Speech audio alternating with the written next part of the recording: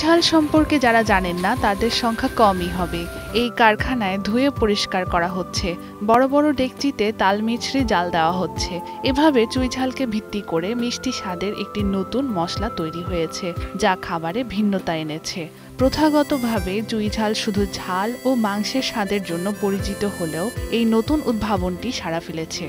আমি প্রথমে চুইঝালটাকে সারা বাংলাদেশের মানুষের কাছে পৌঁছে দেওয়ার চেষ্টা করছি। সেই পারপাসে আমি প্রথমে চুইঝাল সেল করেছি। চুইঝাল সেল করার পরে আমি আমার কাস্টমারদের কাছে যখন ফোন করেছি, তখন অধিকাংশ কাস্টমারই বলেছেন যে ঠিকমতো রান্না করতে পারি নাই, এই জন্য তৃপ্তি নিয়ে খেতে পারি নাই, ঠিকমতো সংরক্ষণ করতে পারি নাই, যে কারণে নষ্ট হয়ে গেছে, ঠিকমতো খেতে পারি নাই। মানে এই যে একটা আক্ষেপ ছিল ওনাদের। তা আমি যে চিন্তা করলাম যে চুইঝালের মতো একটা ঔষধি খাবার, এটা মানুষ খেতে পারবে না, রান্নার অভাবে সংরক্ষণের অভাবে এটা হয় না, তাহলে একটা কাজ করি, আমি প্রসেস কিছু চেষ্টা করি। এরপরে আমি নিয়ে আসলাম চুইঝালের আচার। আলহামদুলিল্লাহ এই আচার নিয়ে আমি ব্যাপক সাড়া পেয়েছি। খুলনার আড়ংঘাটা এলাকার বাসিন্দা মুত্তাকিন মোল্লা একসময় বিজিবিতে চাকরি করতেন। স্বাধীন চেতা মানুষটি 12 বছরের চাকরি 2024 সালের নভেম্বর মাসে ছেড়ে দেন। আর চাকরি ছেড়ে নতুন উদ্যোক্তা হিসেবে খুলনার আড়ংঘাটা এলাকায় তৈরি করেছেন এই চুইঝালের মশলার কারখানা। আমাদের চাওয়া হচ্ছে, আমি একটা সরকারি চাকরি ছেড়ে আমি এখানে উদ্যোক্তা হয়েছি। আমি বেশ কিছু লোকের কর্মসংস্থানের ব্যবস্থা করেছি। আমার এখানে প্রায় 35-40 জন লোক কাজ করে। এটা আমরা একটা পরিবার, তো এটা আল্লাহর রহমতে আমি করতে পেরেছি। তো আমরা তো নতুন উদ্যোক্তা, আমি নতুন শুরু করছি, আমি একটা খাবার উদ্ভাবন করেছি। তো এই ক্ষেত্রে দেখা যায় অনেক কিছু আমাদের অজানা আছে, আমার ব্যক্তিগতভাবে অজানা আছে। তো সরকারিভাবে যদি আমাদের কোনো প্রশিক্ষণ বা হচ্ছে কি বলে পেপারসগত যে জটিলতা থাকে, তারপরে হচ্ছে যে আমাদেরকে গাইডলাইন করা বা কর্মশালা করা, এইগুলো থেকে যদি আমাদেরকে করা হয়, আমাদেরকে নিয়ে আমাদের মতো যারা নতুন উদ্যোক্তা আছে, আমরা অনেক কিছু শিখতে পারবো এবং আমরা বাংলাদেশের জনগণকে আরো ভালো কিছু উপহার দিতে পারবো।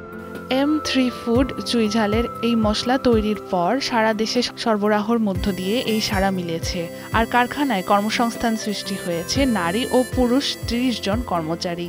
আর এটা হচ্ছে আমাদের ওয়েবসাইট আছে, আমাদের ওয়েবসাইটে ওনারা ওনাদের নাম, অ্যাড্রেস, নাম্বার দিয়ে অর্ডার করে। তো আমাদের এখানে যে অর্ডারগুলো আসে, ফার্স্টে আমরা ওনাদের নাম্বারে কল করি, কন্ট্যাক্ট করি, ওনাদের নানান রকমের প্রশ্ন থাকে, সেগুলোর অ্যান্সার করি, দেন আমরা অর্ডারটা কনফার্ম করি। ফেসবুকে বিভিন্ন জায়গায় অ্যাড হয় বিভিন্ন সময় আমাদের পেজ থেকে, তো সেই অ্যাডে আবার আমাদের ওয়েবসাইটে যে লিঙ্ক থাকে, ওখান থেকে আমাদের ওয়েবসাইটে গিয়ে বিভিন্ন জনে ওখান থেকে করতে পারে, অর্ডার করতে পারে। এবং ওটা আমরা আমাদের ওয়েবসাইট থেকে দেখে ফোন কলের মাধ্যমে তাদের সাথে কথা বলে তাদের যে সুবিধা অসুবিধা সবকিছু শুনি, এরপর আমাদের প্রোডাক্টটা কনফার্ম করি।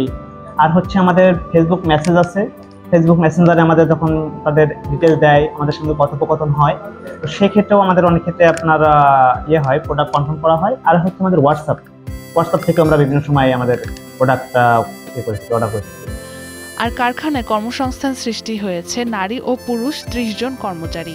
বিভিন্ন প্রজাতির চুইঝাল থাকলেও এই চুইঝালের মশলা তৈরি হচ্ছে খুলনা অঞ্চলের উৎপাদিত চুইঝাল দিয়ে। নাম হচ্ছে চুইঝালের মিষ্টি মশলা। এটা হচ্ছে চুইঝাল, তাল মিছরি এবং গোলমরিচ এবং অন্যান্য উপকরণের সমন্বয়ে এটা তৈরি করা হয়।